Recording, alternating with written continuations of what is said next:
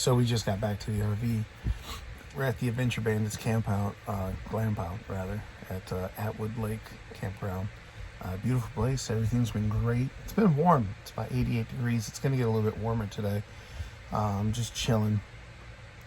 We were we were watching some YouTube videos on the TV and just chilling before the next thing that we have in about half an hour, and the power went out.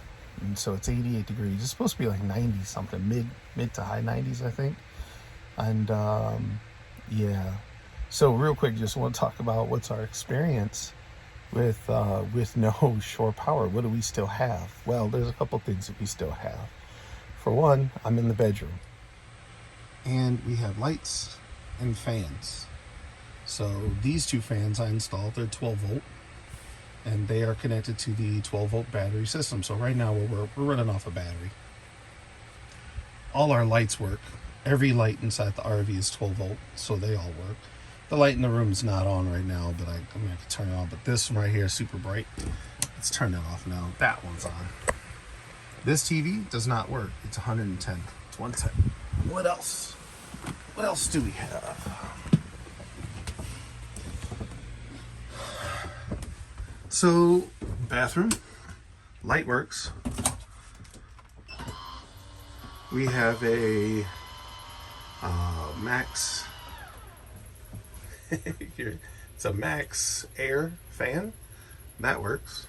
Well, it's cool air in here. We don't want that to work right now. We're hooked up to shore power, so of course, water's gonna work. What else works? One of the other main things that doesn't work is the AC. And so right now we just have it turned off. If you turn it on, it's not going to do anything. It has no power. But this unit does have power. What else? All the lights in here work. My laptop is going to work just fine. Excuse the mess. TV, fireplace, that refrigerator won't work. This fridge is on. So you can see the light come on. And last but not least, let's go inside the closet. And all the way in the back, there's paper towels up here. And we store a lot of stuff. What are you gonna do? You never know what you're gonna need when you need it. But the lights on our router should still be on because we still have internet. That's hardwired into our 12 volt system. Those wires run all the way to our circuit box, and that has power. So I don't expect this power outage to last very long. In fact, if it lasts an hour or two, I'd be surprised. But it is warm. So just in case, I have this, the generator. It's a Honda. What model is this thing?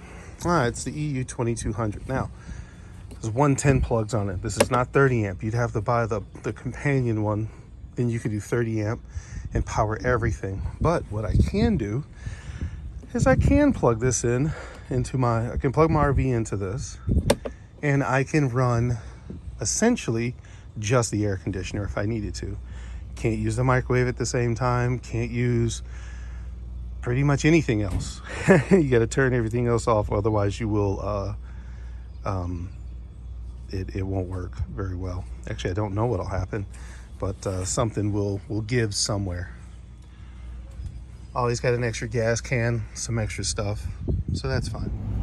All right, if I could just interject here real fast. Looks like I did go ahead. I did try to hook up the generator, and I did try to run the air conditioner. It seemed like it worked at first, but there's a difference between running the fan and running the compressor. All right, so the fan was fine. The system turned on. I shut off every single other AC appliance. I unplugged all the other AC stuff, my laptops, chargers. I turned off the 2 AC refrigerators that we have. Everything else in the rig was all 12 volt 12 volt fridge, but there was really nothing else drawing power. All the lights were actually off. But I did go ahead and plug it all up. Now what happened is that when the compressor kicked in, so fan turns on when you turn on the AC, then the compressor kicked on, and then there was like this huge draw from the there's this huge draw and like a lag coming from the generator as if it was struggling. And then it seemed like the compressor turned on and I was getting cold air, but it wasn't. It was still just circulating air. Then it did it again, and I decided, you know what? All right. So after the second time that it kind of did that lull in the motor, I decided to just stop the whole thing. I don't know if I'm hurting my compressor, my air conditioner, which I definitely don't want to do, or if I'm hurting my generator. Probably not hurting the generator. Again, I'm not an electrician. I decided to try it. It didn't work out. What I should do is go buy the companion. I have an EU2200i Honda generator. There's a companion generator to go with it so that you can plug in a 30 amp, plug in my 30 amp surge protector, and I can actually hook up to 30 amps worth of power between the two generators actually working. One generator is approximately 15 amps, two generators, 15 amps. You run them both in parallel. The second generator is the one with the 30 amp plug built into the front of it, and that's what this is made for. So hopefully I didn't do any damage. Hopefully everything's okay with the generator and the AC unit, but time will tell. All right, back to the video. You know, at the end of the day, the wife and I started this whole thing with state parks, where losing power or having power issues might be a thing. We're well prepared for this. It's not a big deal. We don't have an onboard generator. We're not that fortunate. We don't have that fancy of an RV.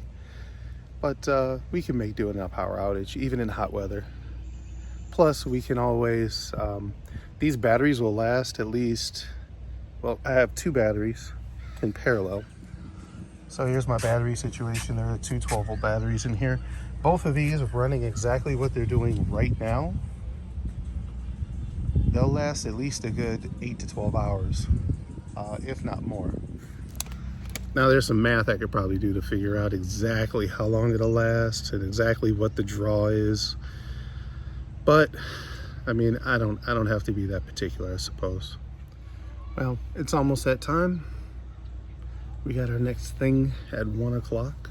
And so I think we're gonna start heading over. Just make sure everything's buttoned up in here. So the other really, really good thing, honestly, is that when the power does come back on, I can access my thermostat. My thermostat is Wi-Fi. Wi-Fi is connected into my, it's warm out here. Wi-Fi is connected to the internet, and so that's all done. So I can actually turn the air on and adjust it remotely once the power comes back on, and I can see if it's working or not. So on that case, I'm gonna go get changed and we're gonna head out. Peace.